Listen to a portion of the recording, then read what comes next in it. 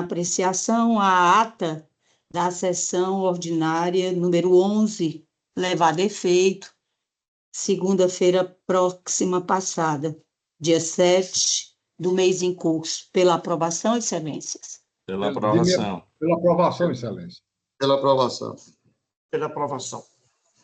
Muito obrigada pela manifestação de todos. Dou por aprovada, ao mesmo tempo em que agradeço e me sinto honrada pela presença das doutas representantes do Ministério Público, doutora Jane Meire. Boa tarde, doutora, e doutora Boa Jaqueline. Boa tarde. Boa tarde a todos. Prazer imenso ter a companhia das senhoras, é muito importante. Vamos dando continuidade, nós temos aqui processos com pedido de vista ou suspensos, não tem, no 942, em virtude do disposto no artigo 942 do CPC. O primeiro, na plataforma do SAG, com pedido de vista, é o próprio relator, o desembargador Duval, quem pediu na semana passada. Vossa Excelência quer se manifestar agora ou quer deixar para o final? Pode ser agora, senhora presidente. Deixa eu anunciar. Posso anunciá-lo? Sim. Obrigada, Excelência. Da nossa pauta interna é o número 5, na plataforma SAG, trata-se do 14857, dígito 96, 2017, final 0136, é uma apelação cível proveniente da segunda vara da comarca de Pacajus. Apelantes CLLTDA e outros, e apelado, nós temos aqui o Ministério Público do Estado do Ceará. E como terceiro interessado, nós temos PR do HLTDA, uma empresa. Desembargador Duval, Vossa Excelência tem a palavra.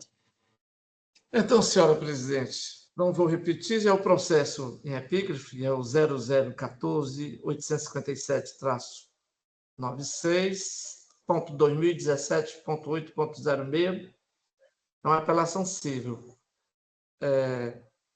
Em sessão do dia 24/2, apresentei o voto no sentido de conhecer e dar provimento aos recursos, reformando a sentença para julgar improcedente a improbidade administrativa, por entender que não foi comprovado o dolo ou dano ao erário nos termos da nova feição da Lei 14.230. Naquela oportunidade, excelentíssimo desembargador Inácio de Alencar Cortez Neto pediu vista dos autos e apresentou voto em parte divergente, no sentido de afastar a condenação que trata do contrato 2017.02.15.1 CINFRA e em relação ao contrato número 2017.01.03.01 CINFRA. Mantendo parte das condenações, quanto aos artigos 10, inciso 1, inciso 8 e inciso 12, e reduzir as sanções aplicadas para os novos patamares. Portanto, passo a declinar o meu voto em análises pontuais. Do recurso de Joab Bezerra de Almeida, de início, constato aqui a primeira divergência entre o voto proferido por mim e do desembargador Vistor. Com efeito, assentei as folhas 5.135, que o artigo 23b da Lei de Improbidade, a nova lei, com redação conferida à Lei 14.230, que dispensa o recorrente de antecipação das custas. Diz o artigo 23b, nas ações e nos acordos regidos por essa lei, não haverá adiantamento de custos. No caso de procedência da ação, as custas e as demais despesas serão pagas no final. A intenção do legislador foi garantir o amplo direito das partes de acesso à via recursável. A matéria, inclusive, não é nova, nesse sodalício, já havendo decisão da desembargadora Lisete de Souza Gadelha no julgamento da apelação 05.50000-09.2020, ocorrido no dia 10/6/2024, nesse órgão fracionário. Aliás, é bom que se diga, por ser uma norma processual, sua aplicação é devida somente após a vigência da Lei 14.230, razão pela qual não se deve retroagir. Todavia, vê-se que nos autos que o recurso de apelação foi interposto, quando já vigente a nova redação legal, sendo, portanto, cabível o reconhecimento das custas somente no final dos processos. Aí eu cito a jurisprudência aplicável,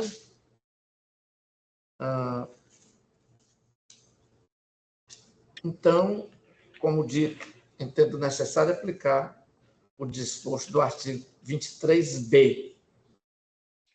Desse modo, mantenho o meu entendimento pelo conhecimento do apelo de Joabe Bezerra de Almeida, autorizando o recolhimento do preparo apenas no final.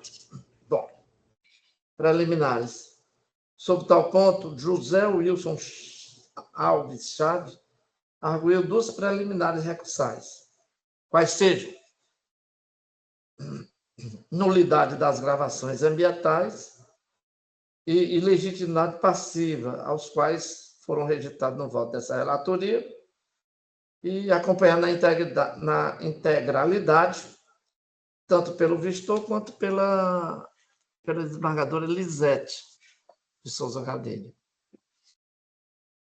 Do contrato, né? Contrato 2017.1.03.1, CEINFRA. Esse é o ponto em que houve a maior divergência. Como já fartamente elucidado nos autos, se trata de contrato realizado mediante dispensa de licitação, fundamentado no decreto emergencial número 1/2017, que contratou a construtora Lázio Eireli para a prestação de serviço de coleta de lixo, transporte e destinação final de resíduos sólidos, sendo, em pós, anulado pela própria administração pública, mas efetuando o pagamento de R$ 279.349 ante o desfazimento da avença. Foi bem.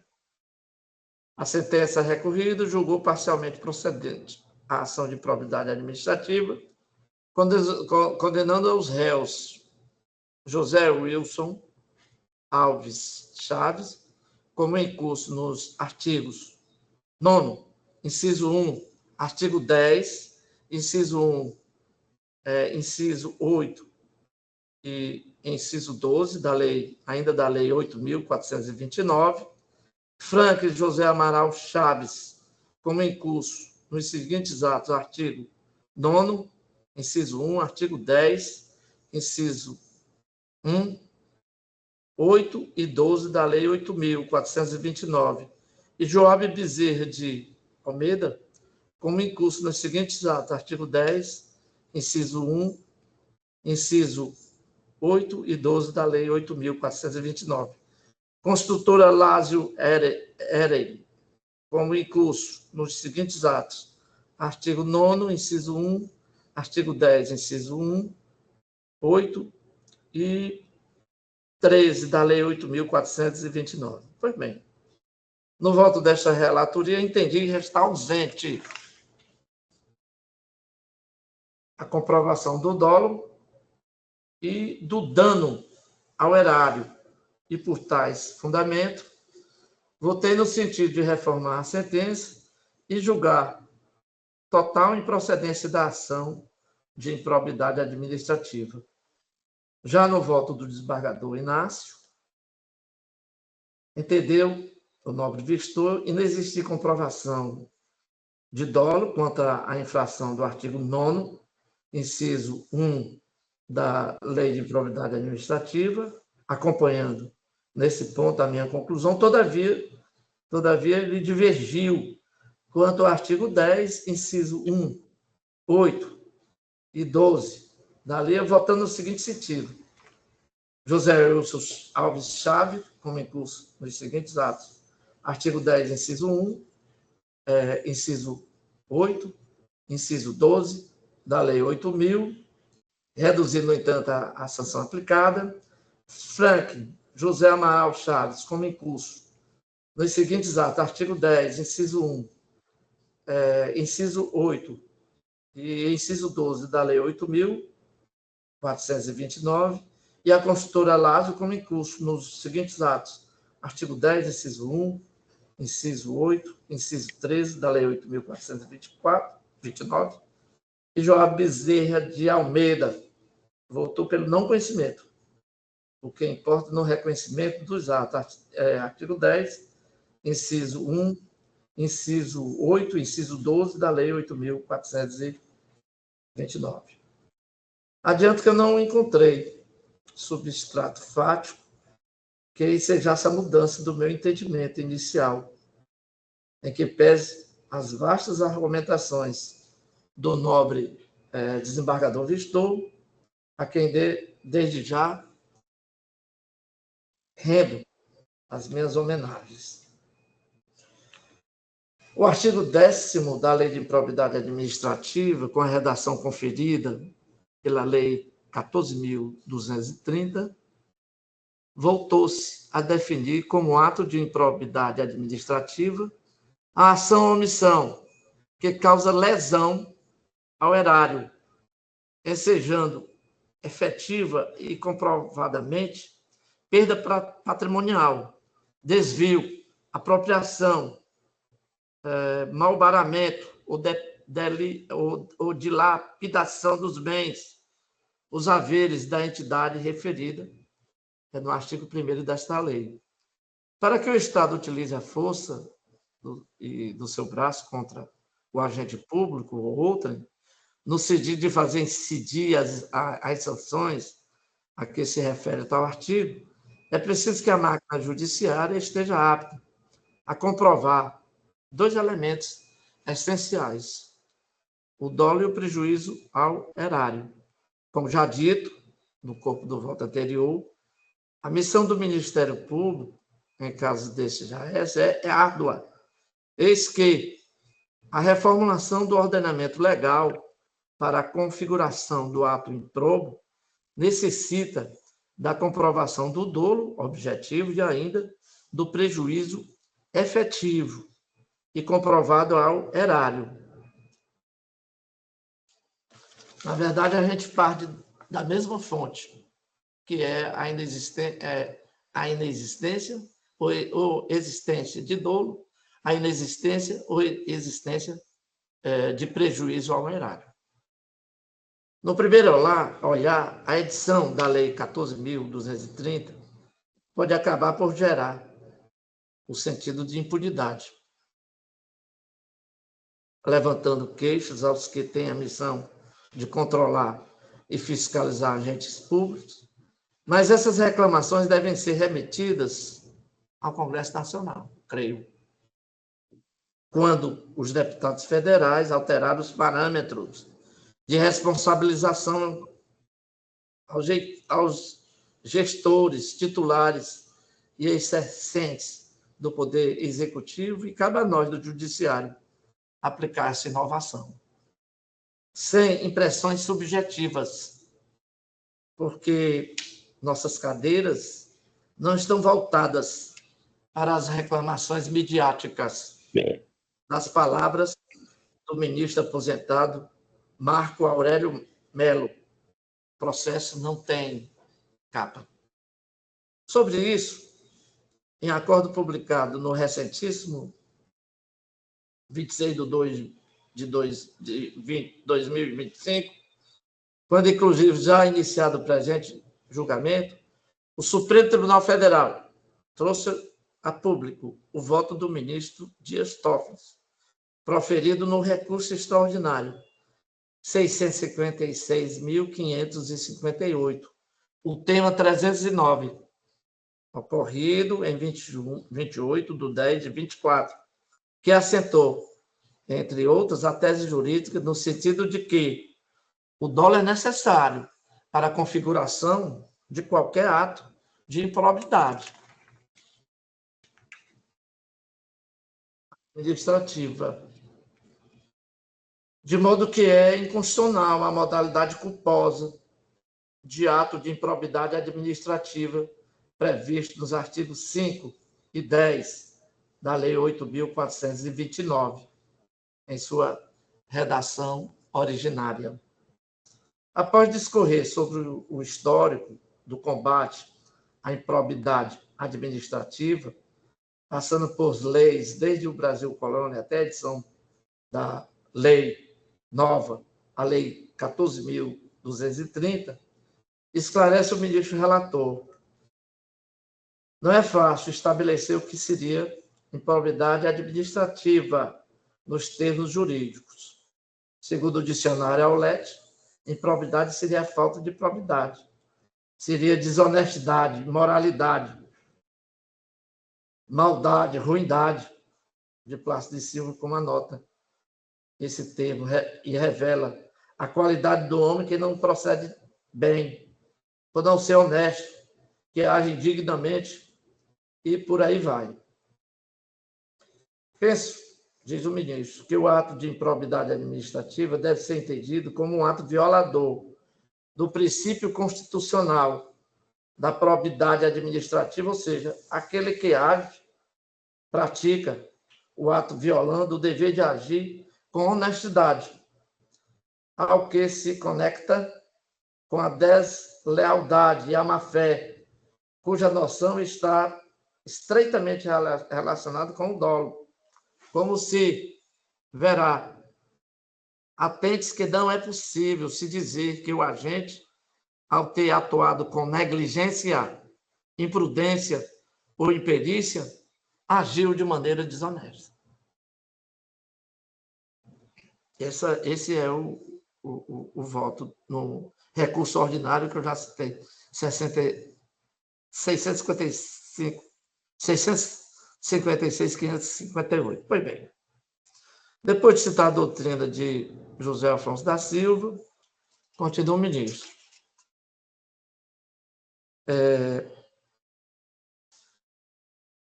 O constitucionalista ainda nos lembra, José Afonso da Silva, que a imoralidade é a causa de invalidação de atos administrativos.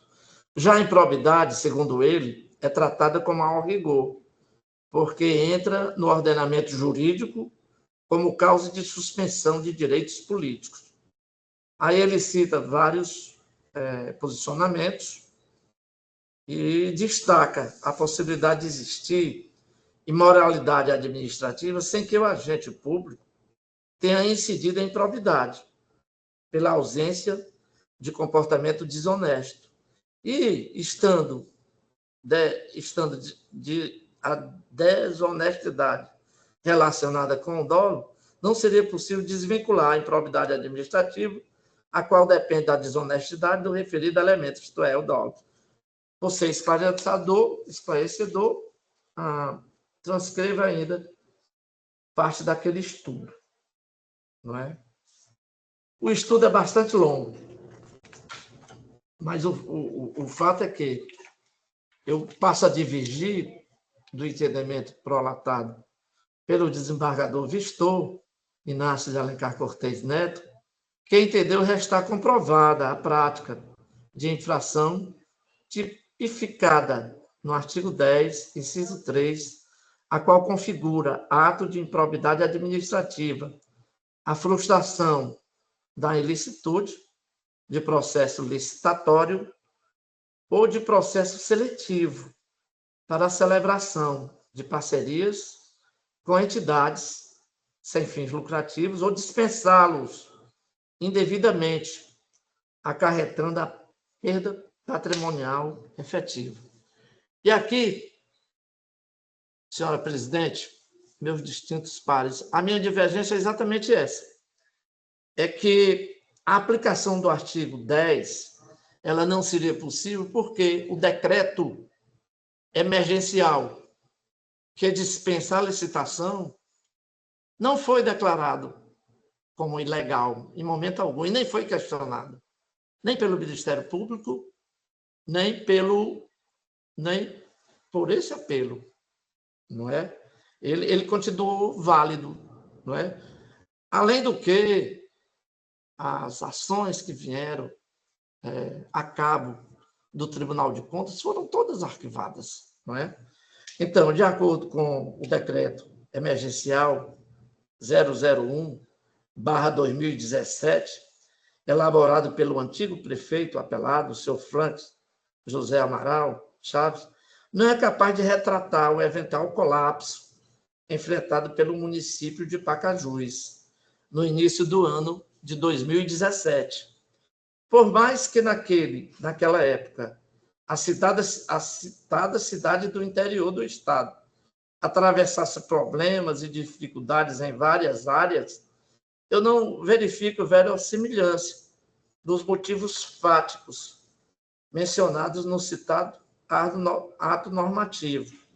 A partir de tais ilações, passa a discorrer longamente acerca da inexistência de substrato jurídico que dê ensejo à elaboração do decreto emergencial, concluído finalmente, as folhas 5.179, que a suposta ordem de dificuldades enfrentadas pelo apelado Franklin José Amaral Chaves não poderia servir de justificativa para adotar uma política de gestão inimiga do princípio da legalidade. Contudo, foi exatamente isso que aconteceu. Ora, a bem da verdade, por mais estranheza que possa aparecer, a confecção e prolação do referido decreto emergencial, é certo que a sua ilegalidade, como eu anotei antes, não foi reconhecida nos autos. Aliás, a inspeção realizada pelo Tribunal de Contas dos Municípios, ante o requerimento do Ministério Público, acostado às folhas 6.762, do processo apenso 0014.857, e por aí vai, tem outros números, indica que, aspas, conforme exposto, o decreto emergencial indica áreas que foram verificadas deficiências para a prestação do serviço público. No entanto, não existe uma limitação na ação do poder público para as contratações por meio de dispensa de licitação. Apenas autoriza a realização de despesas de aquisição de bens e serviços com base no artigo 24, inciso 4 da Lei 8.666, e é necessário ainda destacar que o relatório de transição do governo apresentou relatos acerca da situação encontrada no município, destacando pontos como precariedade de prédios públicos e o lixo acumulado nas ruas. Fecho aspas. É dizer, em outras palavras, a ilegalidade do decreto emergencial 001/2017 não foi arguída formalmente pelo Ministério Público, nem sequer foi reconhecido pelo Tribunal de Contas do município, e não foi também apreciada pela sentença recorrida. Exatamente por tal motivo, ou por essa circunstância, eu proferi voto partindo do pressuposto de que o decreto, já fartamente citado, era formalmente válido e continua formalmente válido, devendo se analisar o dolo, o prejuízo horário, sem adentrar em tal questão. Entender diferente ao meu sentido, encontra-se óbice formal ante a proibição de reforma para prejudicá-lo, então reforma matio in pejus, não é? Além do que, várias fórmulas adotadas e concebidas há muitas décadas, há muitos anos, não é? Que isso não se pode inovar, né? Não é objeto da apelação. Não é? Então, o julgador, em segundo lugar, ele não pode fazer inovação, não é? Sem falar, a menos que fosse, e até proibido, presidente desembargador Fernando Chimenez, não é? A própria lei, essa nova lei, ela proíbe a devolução do processo, o reexame necessário, não é? Então, eu me vejo com essa dificuldade formal de inovar, ou prejudicar, ou tentar prejudicar, não é? E, ao mesmo tempo, essas formalidades processuais. Não foi articulado dentro, nem pelo Ministério Público e nem pelo apelo. Pois bem, exatamente por isso que eu proferi o voto necessário nesse sentido. E aí eu cito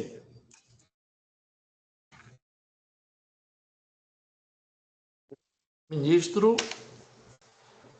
Luiz Roberto Barroso, que ele diz o seguinte: no embargo de declaração, não agravante mental, recurso extraordinário, a ação civil pública de responsabilidade por ato de improbidade administrativa, advento da Lei 14.231, inteligência,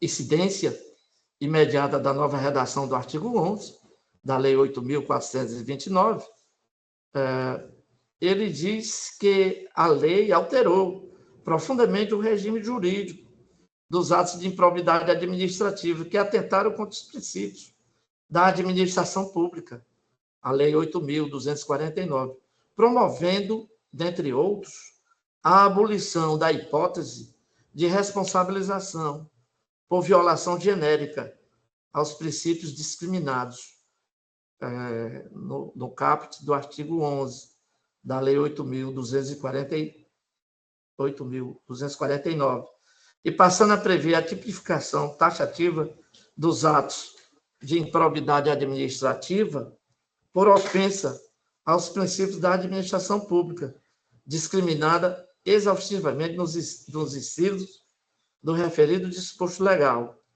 no julgamento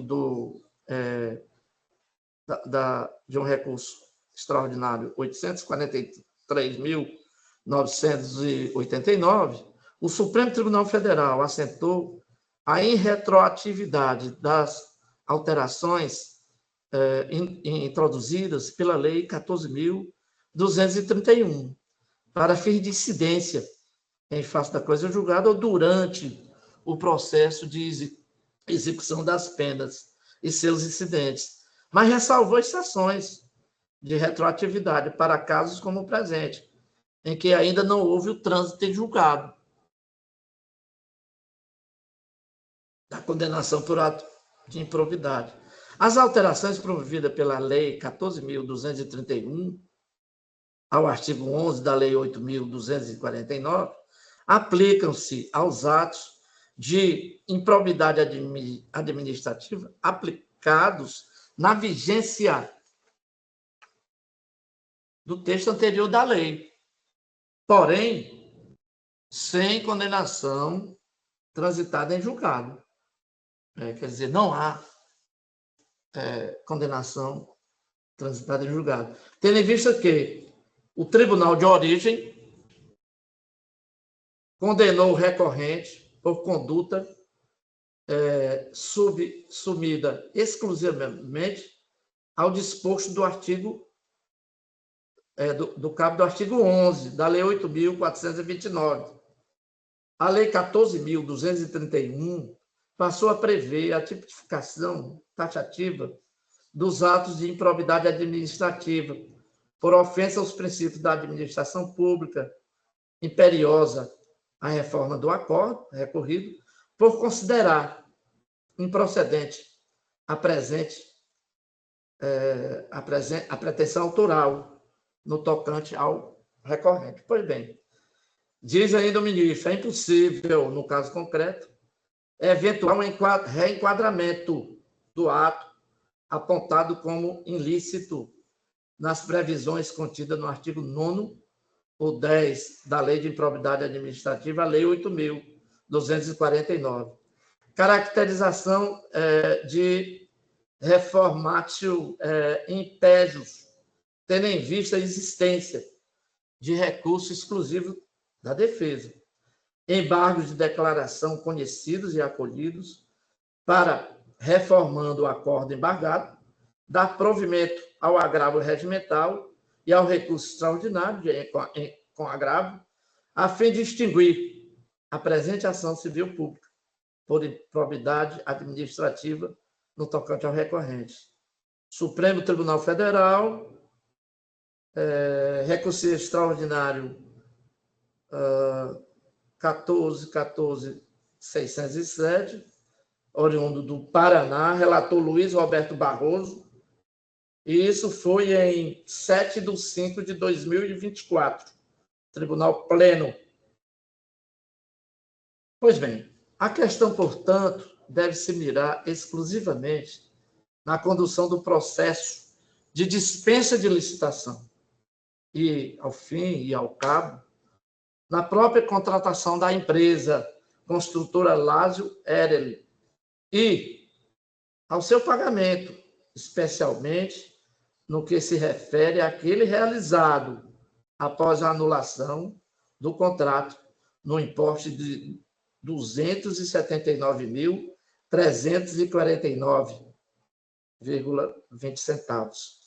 É certo e inequívoco, eis que, prontamente demonstrado nos autos, que a condução da respectiva contratação está eivada, continua, de irregularidades, as quais, inclusive, conduziram à anulação da avença. É nesse sentido, muito bem esclareceu o desembargador Inácio, ao indicar que a inteireza do processo de dispensa de licitação ocorreu no brevíssimo espaço de apenas um dia, com a convocação da empresa para a assinatura do contrato no dia seguinte, totalizando 2 dias de tramitação. Irregularidade do processo administrativo é patente, é indiscutível. Daí até eu acho que hoje há de se fazer uma separação entre o que é improbidade e o que é em relação à diferença à tecnia, ao comportamento amadorístico, à falta de técnica. Pois bem, o que se questiona é, das irregularidades da contratação, é possível extrair que houve o dolo de frustrar a ilicitude do processo licitatório? Restou verificada a perda patrimonial efetiva? Acredito que não.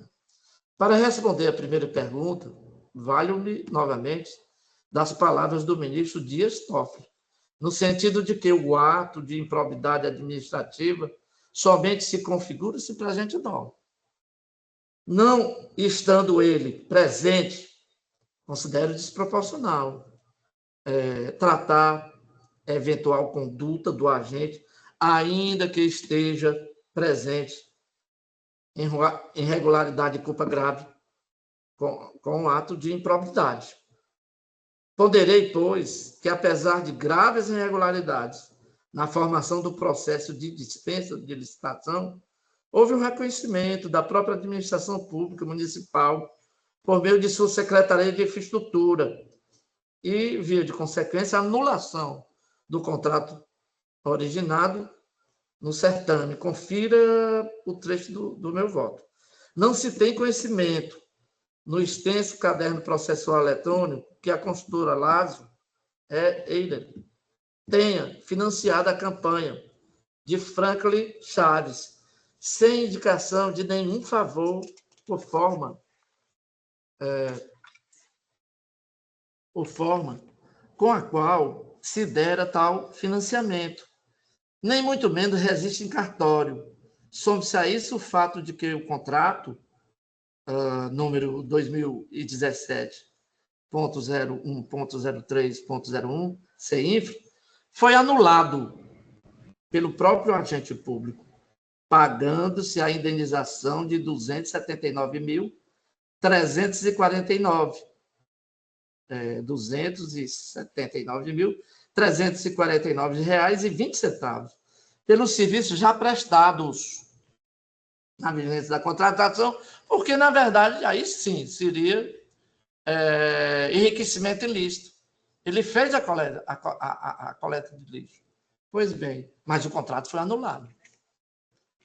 Ainda assim, ainda que hajam verdadeiros indícios de direcionamento de dispensa, de licitação, a construtora Lázio, a instrução processual, não foi suficiente a demonstrar, a desdúvida, o recebimento de vantagem lícita para a configuração do artigo 9º, inciso 1, da Lei de Improbidade Administrativa e nenhum dos envolvidos.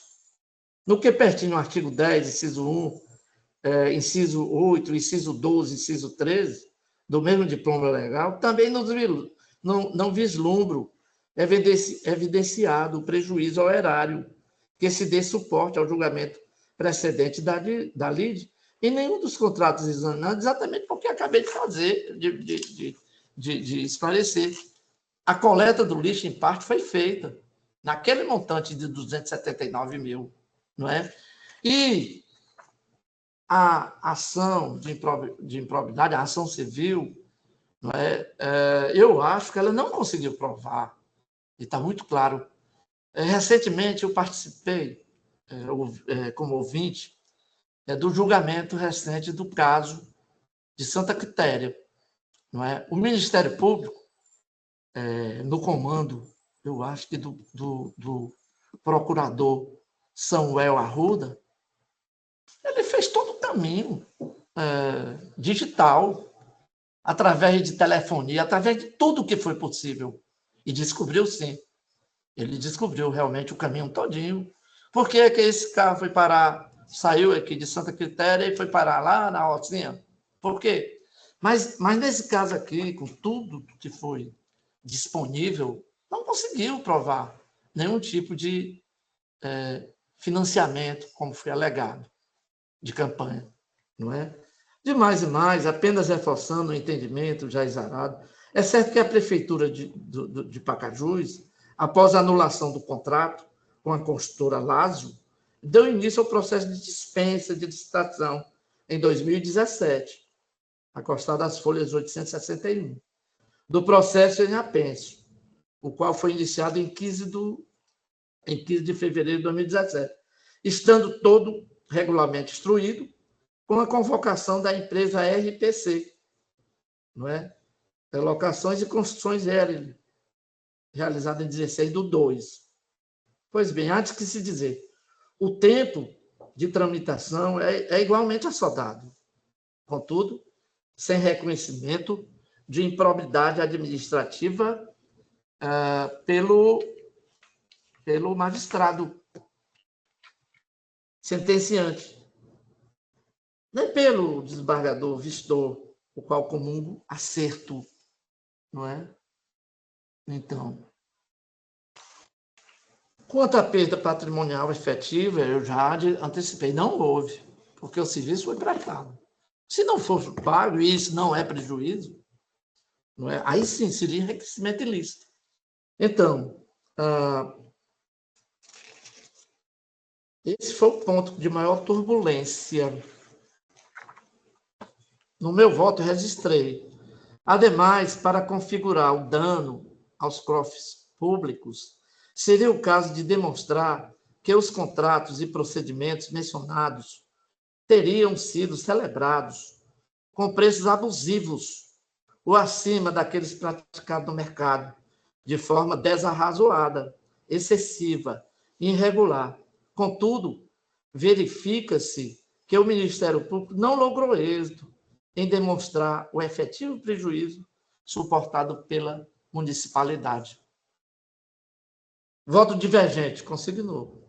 Ademais, apesar do ônus probatório, quanto à alegação de não prestação do serviço repousador sobre o Ministério Público do Estado do Ceará, é importante mencionar que, em sentido diametralmente oposto, foram juntados aos autos todo o corpo probatório de documentos públicos, demonstrando a ocorrência do serviço de coleta do transporte pela empresa apelante, a RPC, para subsidiar o seu pagamento mensal, conforme documentos acostados às folhas 2.282.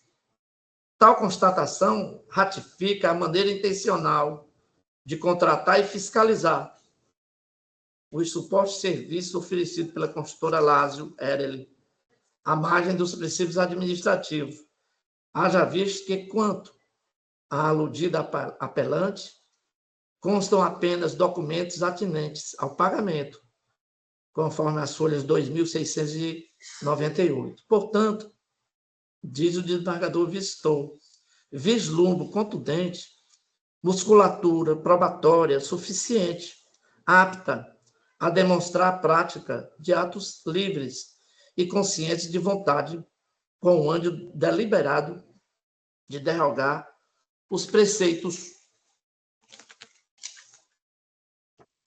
legais a fim de regular a iniciativa e o desenvolvimento da dispensa licitatória ao bel prazer particular dos gestores municipais, ao mesmo tempo, em decorrência do total desrespeito à legislação, os atos dolosos praticados pelos apelantes, construtora Lázio Ereli, Franklin José Amaral Chaves e José Wilson Alves Chaves, ocasionaram a contratação de um serviço nitidamente maculado, o que ocasionou o posterior reconhecimento de nulidade, com a remuneração à empresa na quantia de R$ 279.349.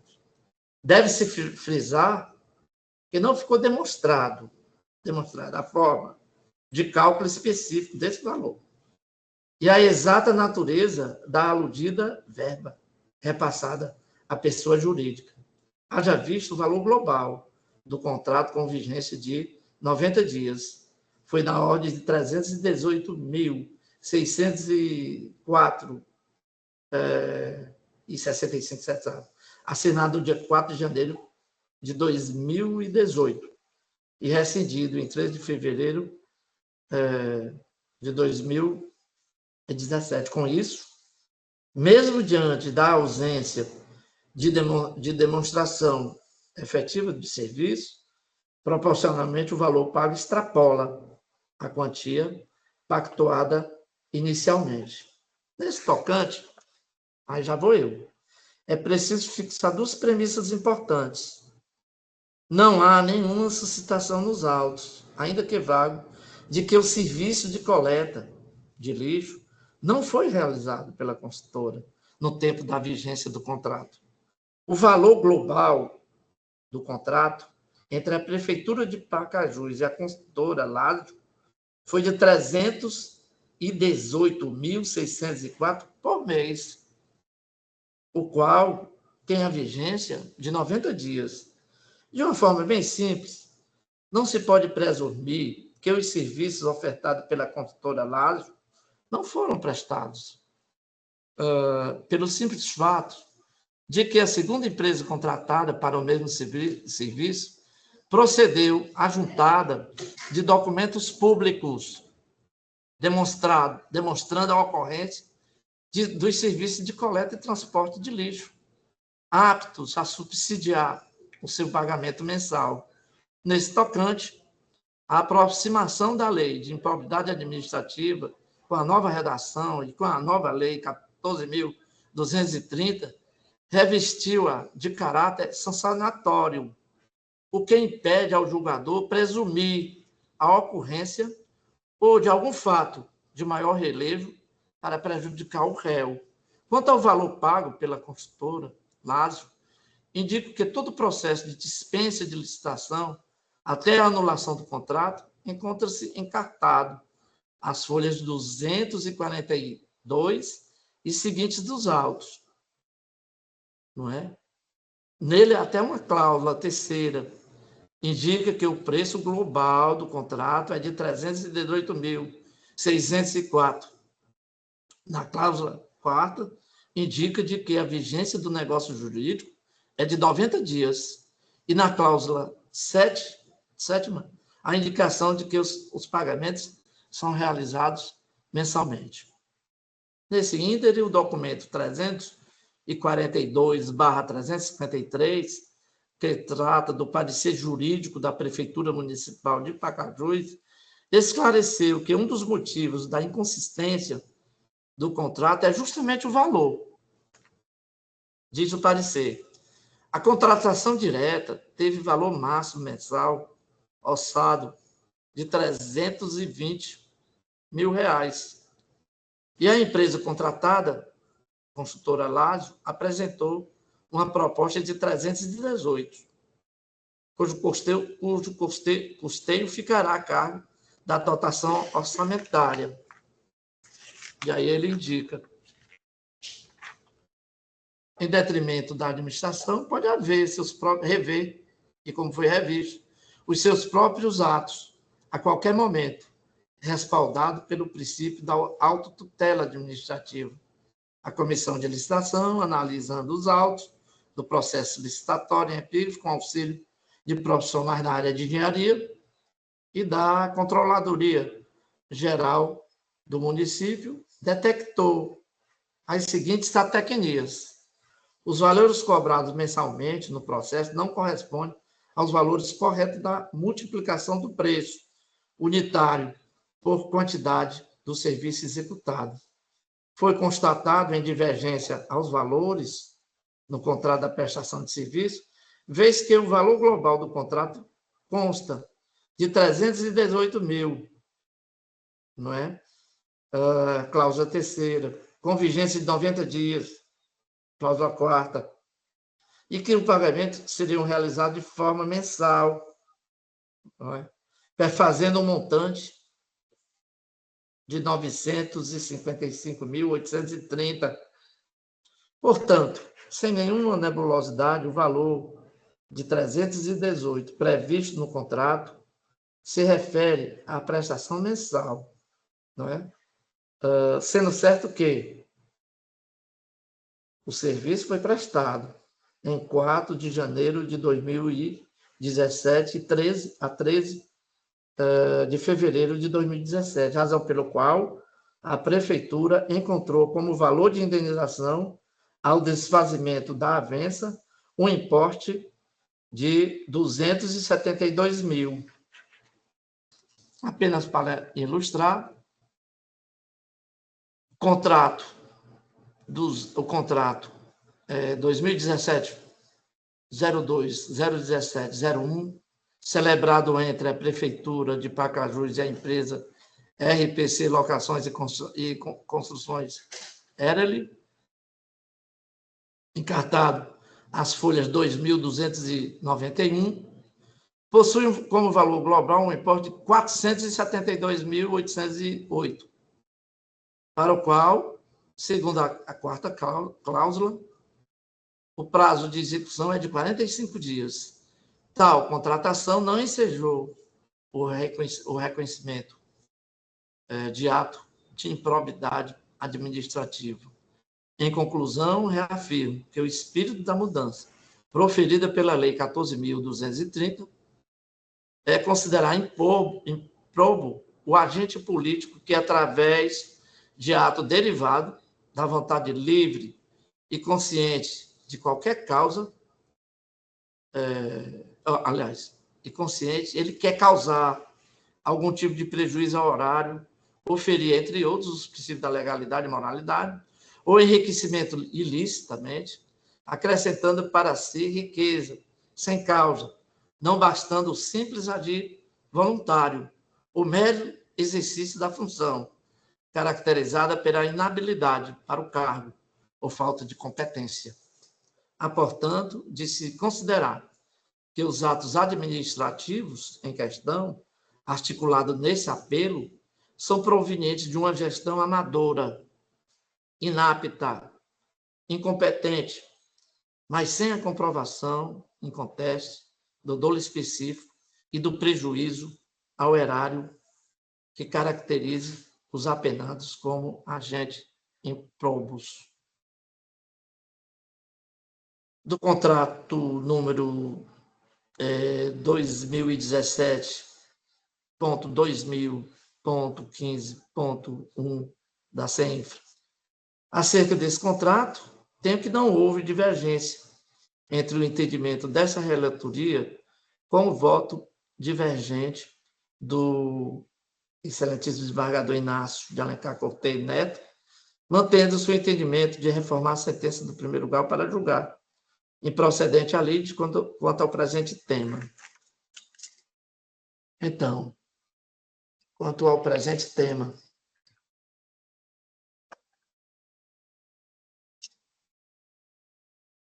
do exposto com as devidas vendas ao desembargador Inácio, considerando que o decreto emergencial foi tido como certo, porque não foi contestado em nenhum momento, nem pelo Ministério Público, nem pelo Tribunal de Contas, nem pelo juiz sentenciante, e nem por esse apelo, é que eu mantenho a minha interesse do voto, também considerando que não houve dolo por parte dos indiciados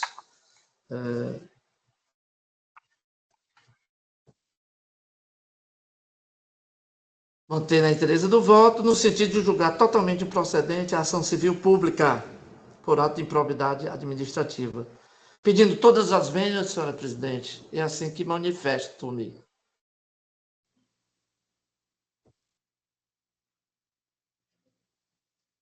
Vossa Excelência pode falar?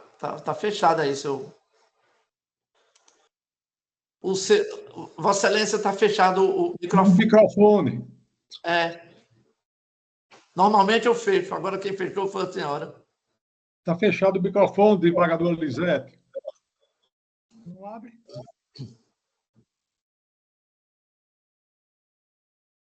Está fechado aí, alguém tem que dizer. Tem que ligar para ela. Diga mais uma vez. Diga aí mais uma vez. Desembargadores. Liga aí, Não, desembargadores, ela sabe, é porque o computador dela aparentemente está travado. Ela está tentando e já tem um tempinho que ele não está liberando o microfone, mas em alguns segundos a gente volta. Disponibilizar esse voto, eu acho que sim. Ela pode ver. Disponibilizar, tá, desembargador, estava disponível, sim. Já está disponibilizado? Tá, né? Perfeito. Só voltar mesmo ali a conexão do microfone.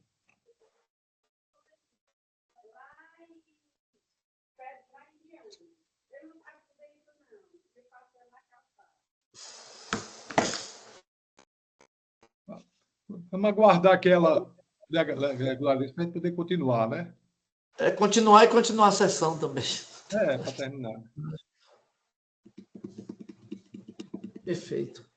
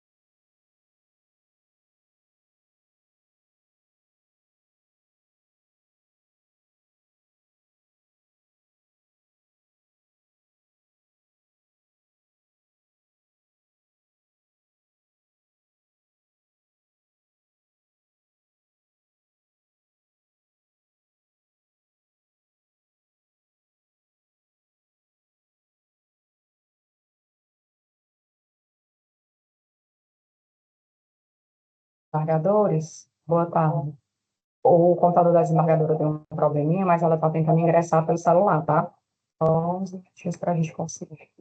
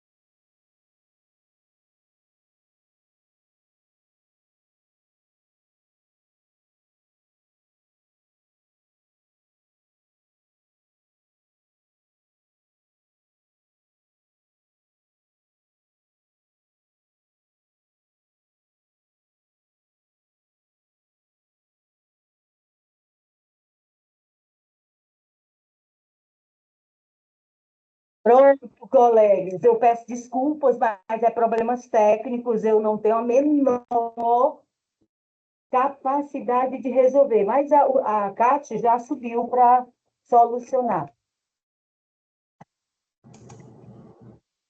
Já voltou aí? Então, vai, Não, vai. Excelência, já estamos ouvindo. Perfeito.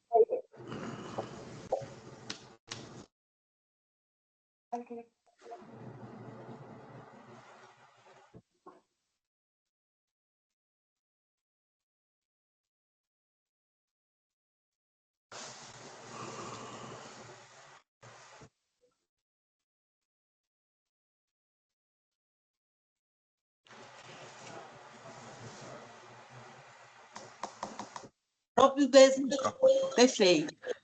Muito obrigada.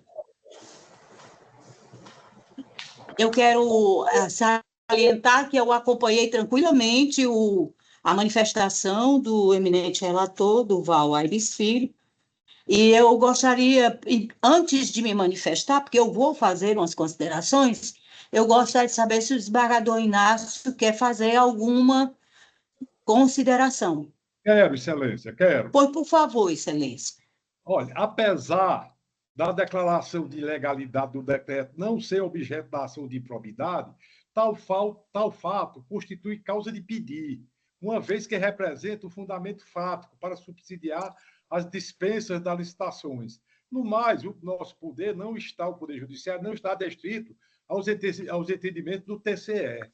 Por fim, não verifique inovação recursal, haja vista que tal questão faz parte da profundidade e da extensão do efeito devolutivo, uma vez que todas as questões constantes dos autos, que envolvem suposto ato improbo, alvo de impugnação no presente recurso, podem ser apreciadas pelo tribunal. No mais, quanto ao dolo e a perda patrimonial, são apenas visões divergentes sobre o caso concreto. Ora, se tem um decreto, se aplica o decreto, beneficia um, depois se revoga o decreto, pronto, são essas minhas considerações, Excelência. Perfeito. E eu mantenho o voto na íntegra. Perfeitamente, a divergência, né, que foi parcial.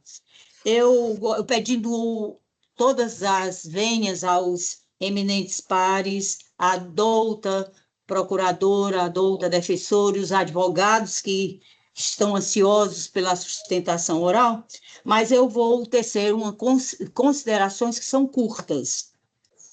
De pronto, vou me ater aos pontos controversos entre os votos dos preclaros desembargadores. Eis que os demais dispensam discussão.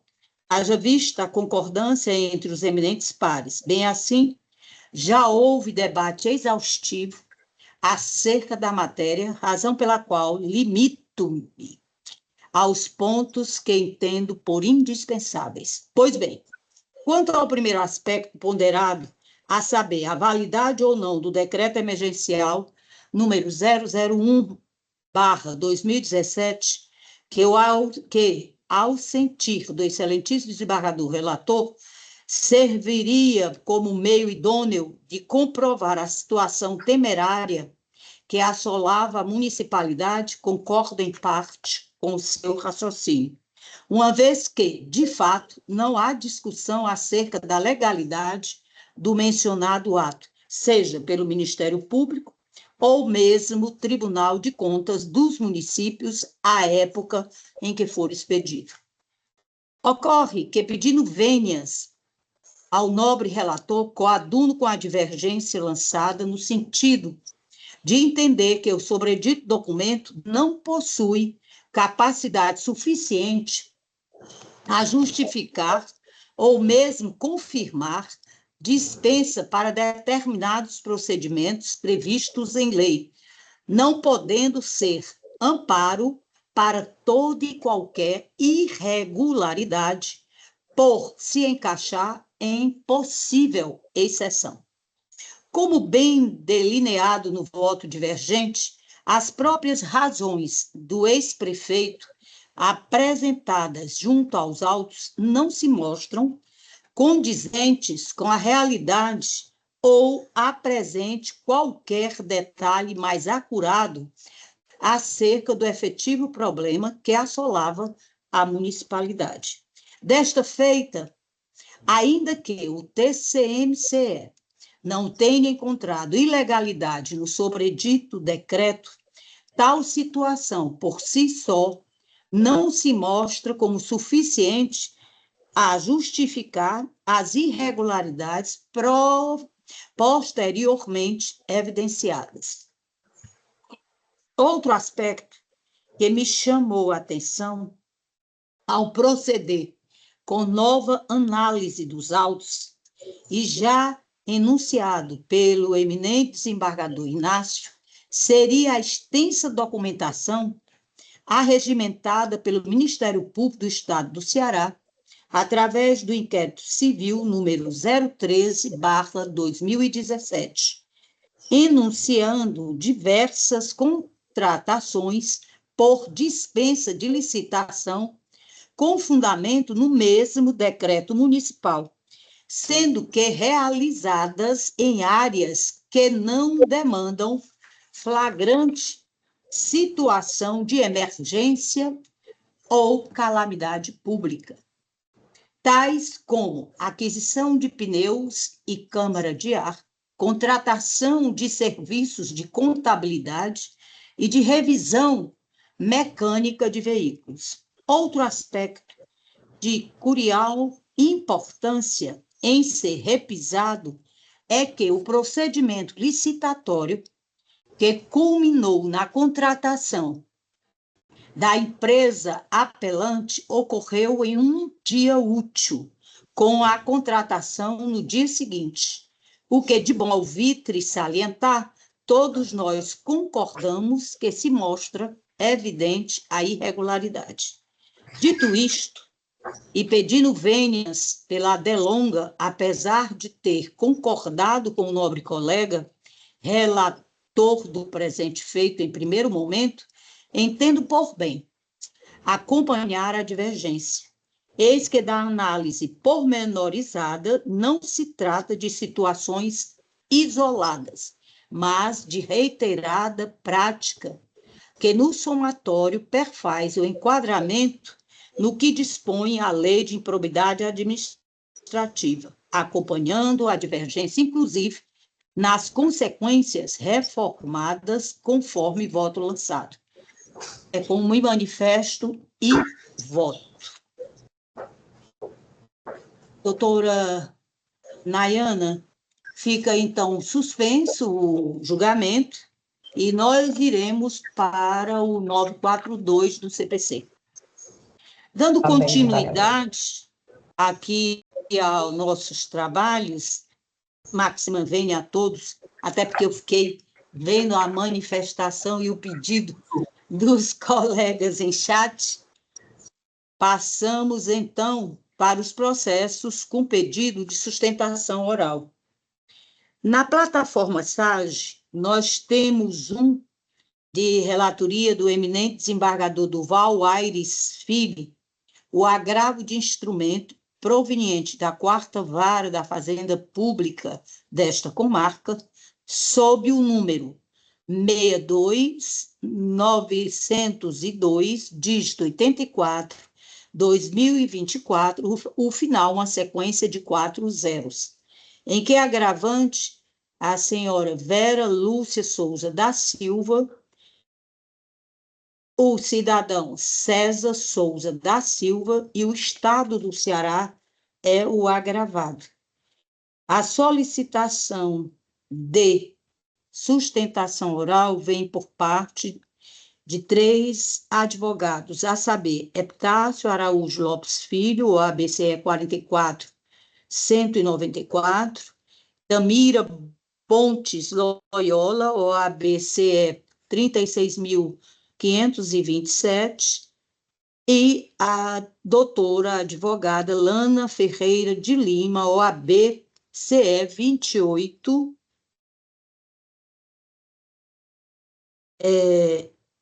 853. Eu vi que o doutor Epitácio trocava bastante mensagem com a nossa secretária. Chegou, doutor, a sua oportunidade. É o senhor mesmo que fará a sustentação, não é? Boa tarde, você Boa consegue me ouvir tarde. direitinho? Ouvindo perfeitamente bem. Mais uma vez, as nossas vênias desculpas do que o senhor entender que justifique a minha saída do ar. Não, O fique senhor tranquilo. dispensa a leitura do relatório? Sim, sim. Por favor, doutor, pode se manifestar. Inicialmente, gostaria de cumprimentar a primeira Câmara de Direito Público, a pessoa, né, do relator, Santíssimo Desembargador Durval Aires Filho, e os demais desembargadores presentes.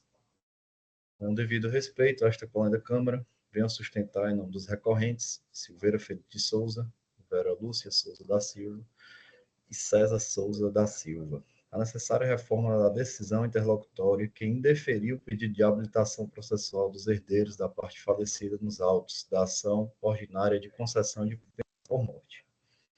É incontroverso nos autos o falecimento do autor da demanda originária, o senhor Benevaldo Raimundo da Silva. Daí advém o direito dos sucessores de assumirem a posição processual do falecido, conforme expressa a previsão do artigo 110 do CPC, que determina que, ocorrendo a morte de qualquer das partes, dá-se a sucessão pelo espólio ou pelos sucessores observadas as regras previstas nos artigos 313 e seguintes. A decisão combatida com devido respeito exige a apresentação de termo de inventariança ou formal de partilha, condição que não encontra respaldo na legislação processual, tampouco na jurisprudência dominante do Superior Tribunal de Justiça. A pretensão deduzida não é de representação de espólio, mas sim de habilitação direta dos herdeiros, que conforme preconiza os artigos 687 a 689 do CPC, dispensa a abertura prévia de inventário. Entendimento já pacificado pelo STJ, de que os herdeiros têm legitimidade para prosseguir no feito independente de inventário, bastando comprovar a condição de sucessores. Ainda que não fosse clara a legislação processual civil, recorda-se que o artigo 112 da lei que dispõe sobre os planos de benefício da Previdência cuidou de sublinhar a desnecessidade de inventário ou arrolamento para o pagamento dos valores não recebidos pelo segurado. Nos autos, consta a certidão de óbito do falecido e a certidão de nascimento dos herdeiros, Silveira Felinto de Souza, a companheira do falecido e os filhos, Vera Lúcia Souza da Silva e César Souza da Silva, o que demonstra de forma cabal a legitimidade ativa para requerer a habilitação. Tais documentos são suficientes para que se proceda à sucessão processual, garantindo a continuidade do feito e a efetividade da prestação jurisdicional. Por todos esses fundamentos, requer-se o conhecimento e provimento do presente recurso para que seja reformada a decisão agravada, permitindo-se a habilitação dos herdeiros no feito originário, independentemente da apresentação de termo de inventariante ou formal de partilha, em consonância com a legislação e a jurisprudência consolidada. Excelências, o que se busca com este recurso é a aplicação do princípio da instrumentalidade das formas da efetividade da jurisdição e da razoabilidade processual. Não se pode admitir que meras formalidades inviabilizem o acesso ao judiciário daqueles que, de fato, são titulares do direito em discussão. Confiando na costumeira sensibilidade jurídica de Vossa Excelência, espero que esse agravo seja integralmente provido. Muito obrigado pela atenção. Obrigada, doutor. Desembargador Durval, de Vossa Excelência a palavra.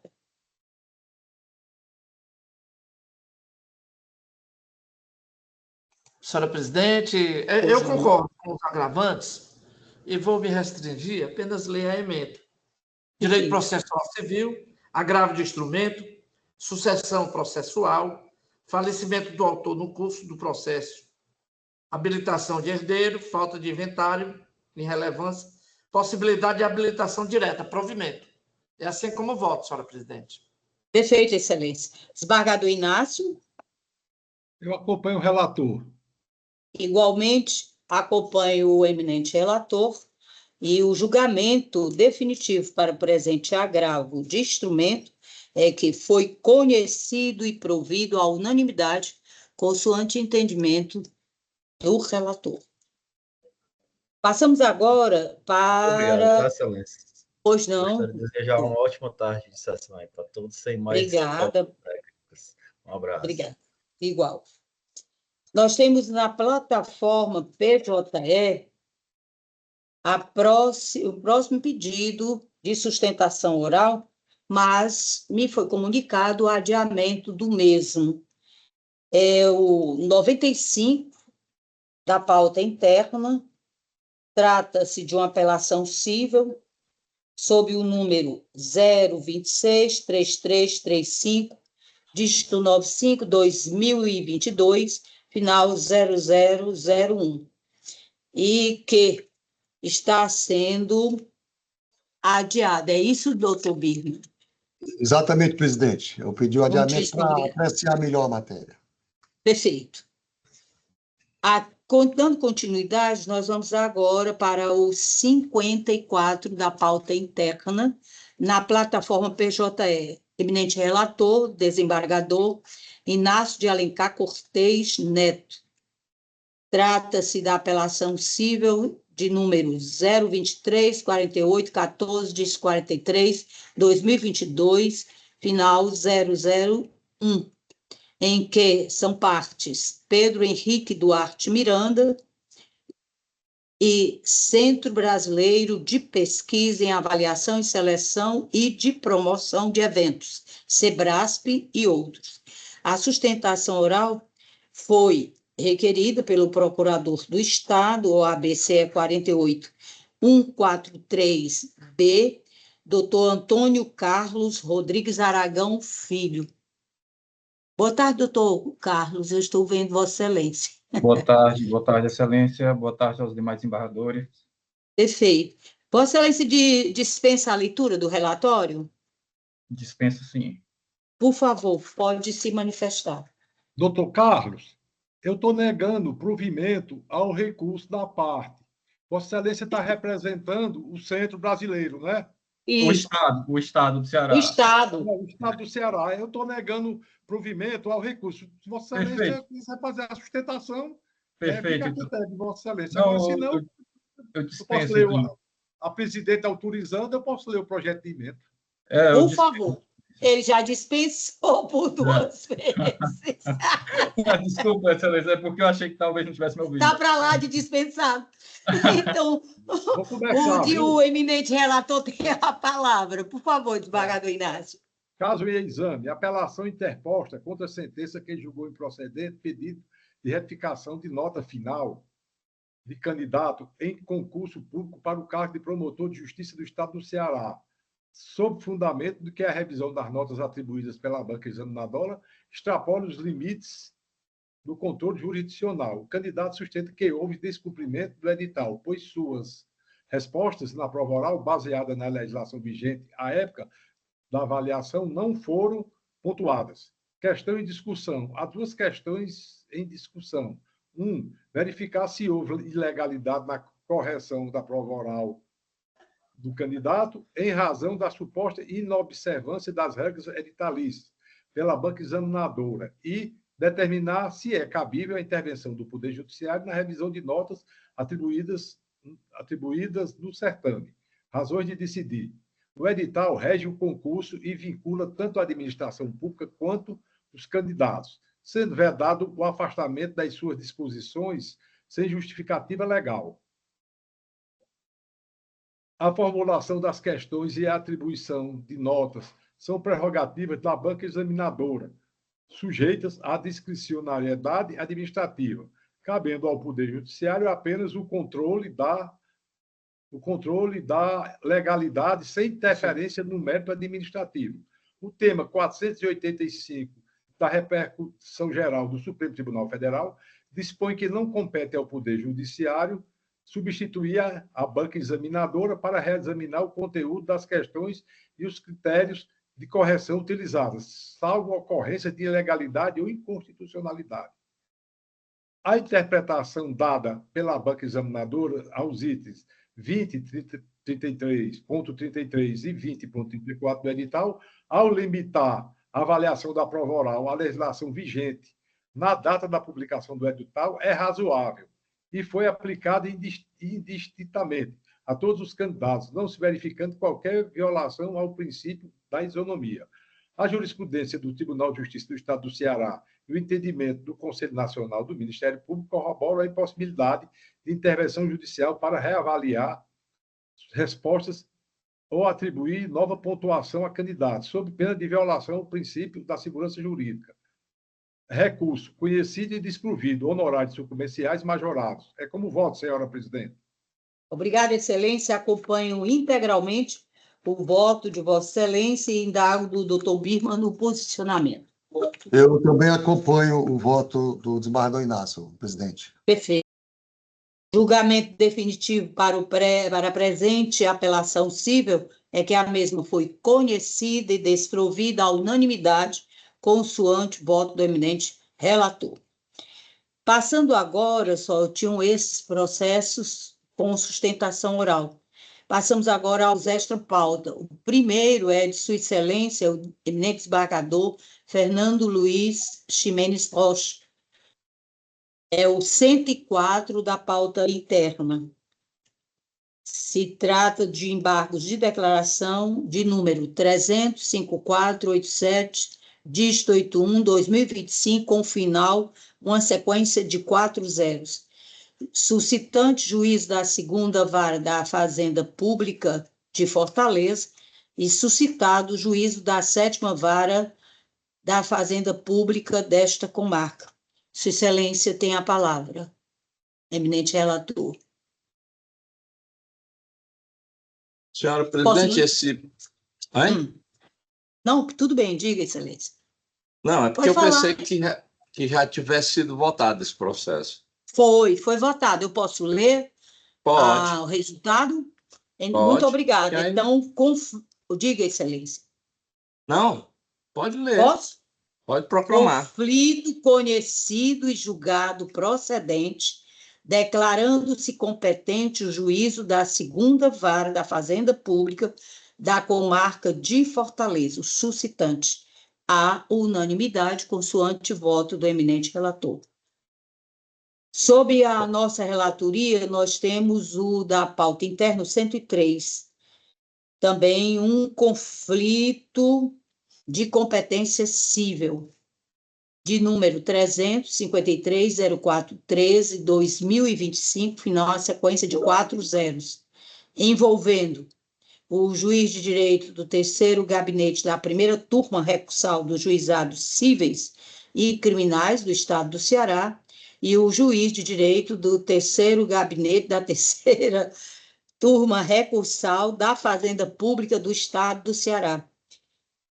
Julgamento. Conflito conhecido e dirimido para declarar competente o juízo suscitado, 3º gabinete da 3ª turma recursal da Fazenda Pública para apreciar e julgar o recurso interposto pela parte autora, à unanimidade. Processos em pauta. Senhora presidente. Pois não, Excelência. Antes de Vossa Excelência colocar os processos em pauta, eu tenho aqui um Pois processo não. que é extra pauta, é um embargo de declaração, e não deu tempo para ser, como é que se diz, vinculado a essa Pode ser sessão. apresentado em mesa. Pois é, eu estou querendo apresentar em mesa, razão. que é uma matéria muito simples. Perfeito. É um caso em que o Estado está embargando um julgamento nosso sobre o direito de pensão de uma senhora que teve reconhecida a sua união estável com o ex-servidor do Estado, e essa decisão transitou em julgado. Então, não tem como deixar de reconhecer esse direito, e o Estado está aqui embargando no sentido de rever a pensão, alegando que houve aí uma omissão quanto à extensão da subjetividade da coisa julgada. Então, isso aí não procede, e eu estou aqui examinando a questão em discussão e estou decidindo no sentido de que o acordo embargado examina expressamente a validade e a eficácia da sentença, que reconhece a união estável pós-morte, concluindo pela sua suficiência para fins previdenciários, à luz da legislação vigente à época do óbito, né, que estabelecia essa presunção. Então, senhora presidente, eu estou aqui negando provimento aos embargos e mostrando que a decisão embargada, ela não é nova aqui na Corte, porque há outros precedentes, não só nosso, mas também da 3ª Câmara, da desembargadora Joriza, e também do desembargador Luiz Evaldo, do desembargador Wostro e do desembargador Francisco Luciano e da desembargadora Vilalba. Não sei se os colegas que votam na minha turma se estão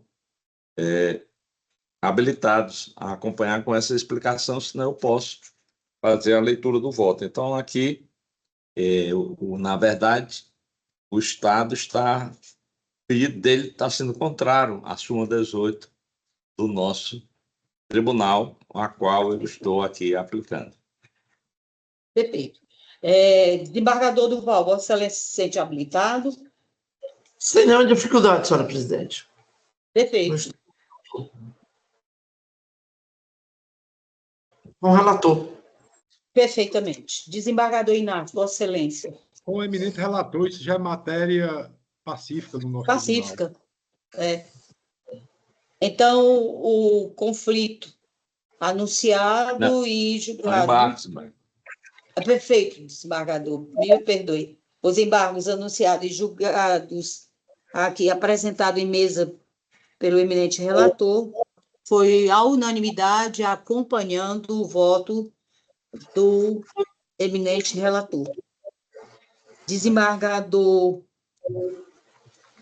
não, a nossa doutora Nayana, como sempre muito cuidadosa, veio aqui até a mim para dizer que eu não havia anunciado, por isso que eu me confundi, com o conflito de competência excessiva. Mas eu li, antes de Vossa Excelência se manifestar a respeito dos embargos agora.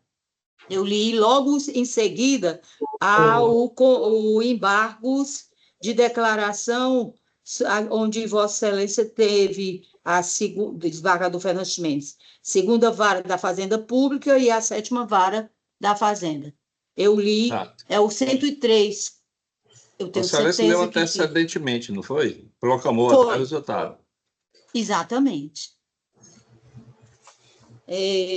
Vamos lá. Passando aqui agora para os processos de pauta. Nós temos no SAG, de relatoria do eminente desembargador Fernando Luiz de Mendes Rocha, o de número 1, que foi plenamente acompanhado pelos eminentes pares, do desembargador Durval Aires Filho, do 2 ao 6, do desembargador Inácio de Alencar Cortez Neto, do 7 ao 10, de minha relatoria, do 11 ao 13, todos devidamente acompanhando o voto dos eminentes relatores, por conseguinte, a unanimidade.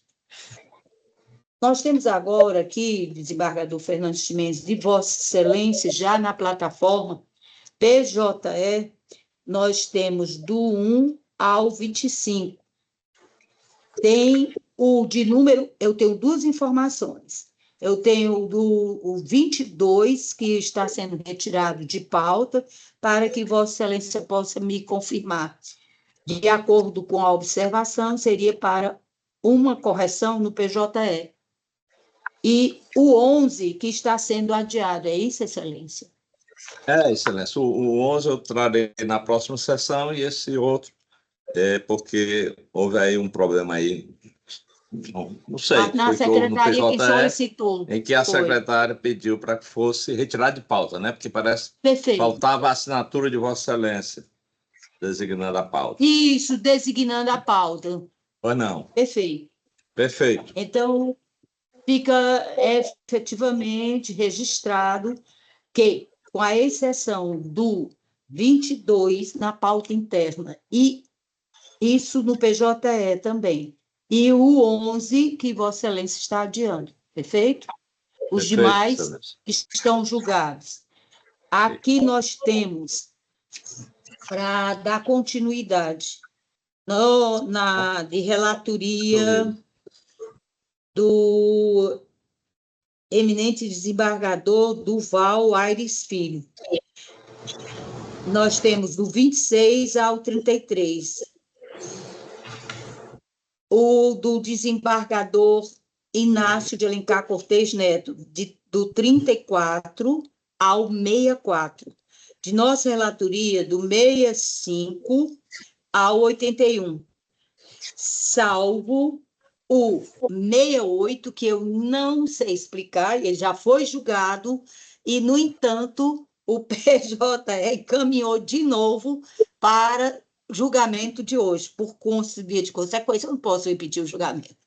Então, trata-se do 347-10, dígito 98, 2022, final a sequência de 301. É o embargo de declaração que foi julgado como extra pauta na sessão anterior.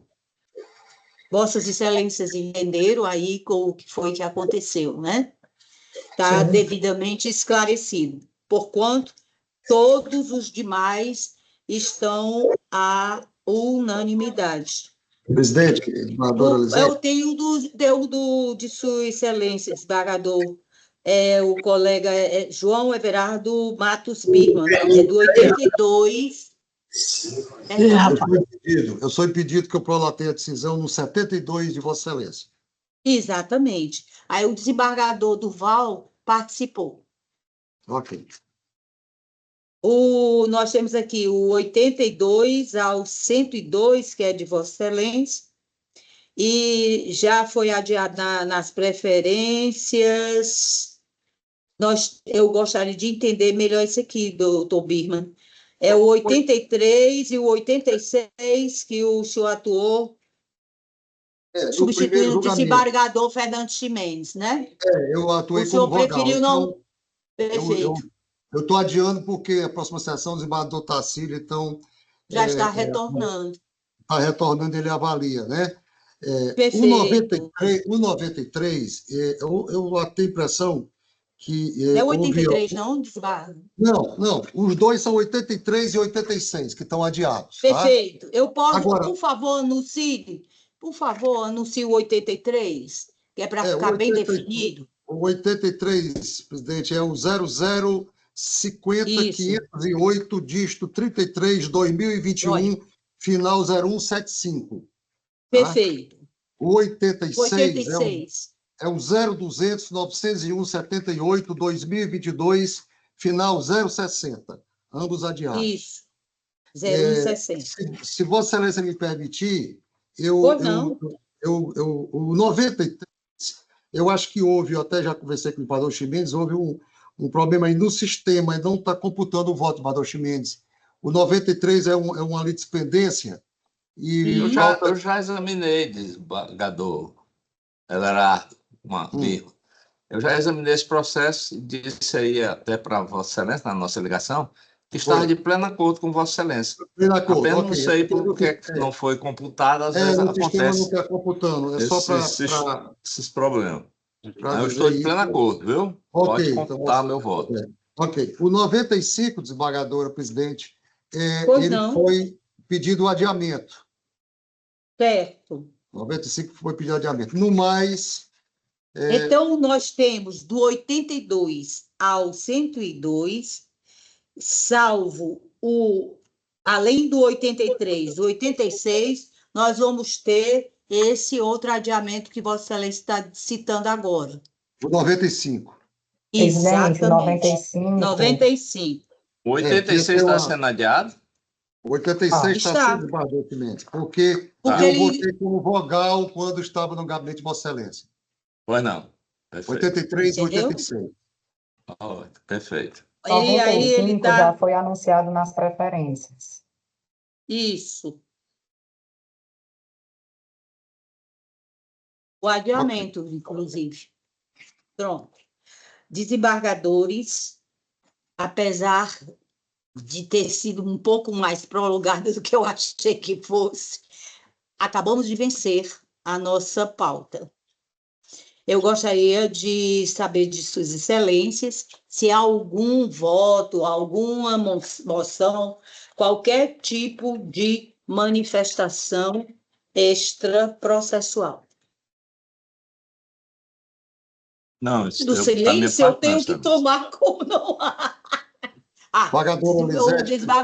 Birman, por favor.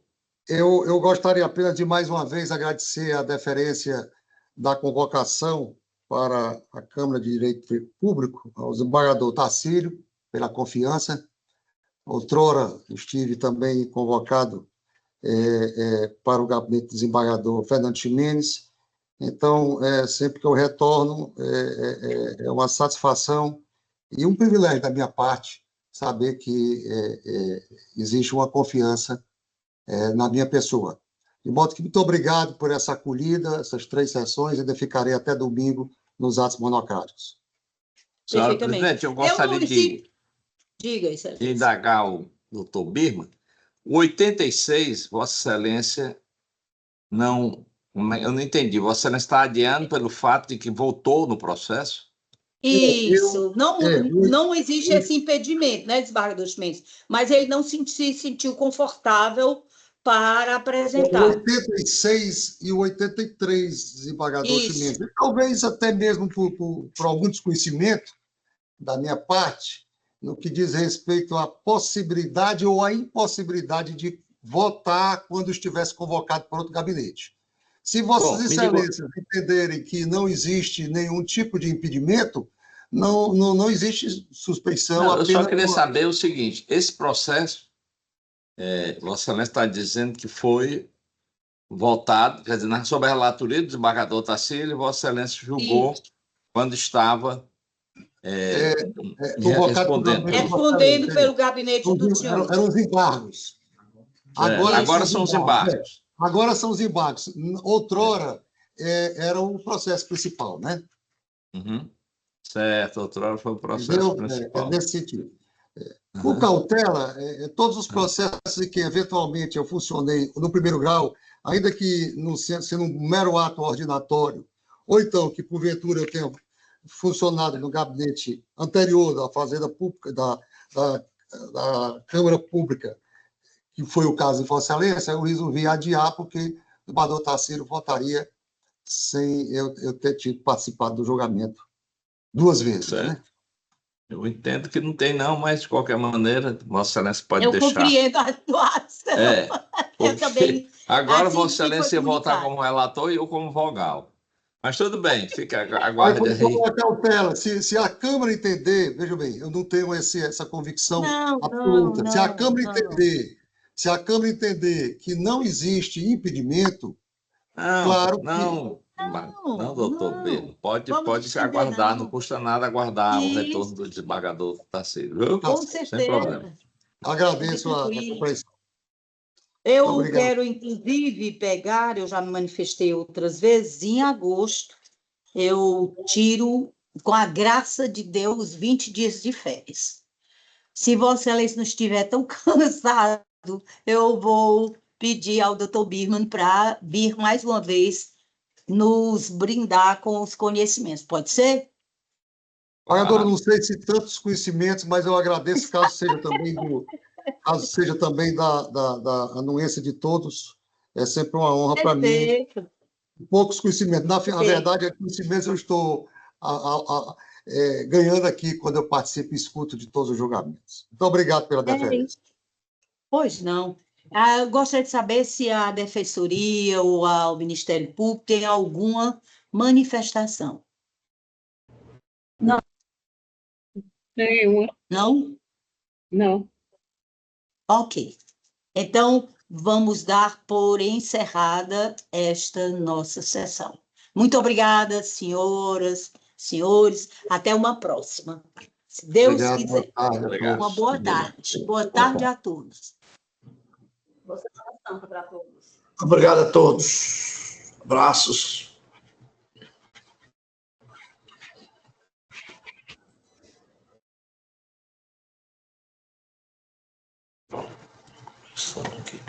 Consegui.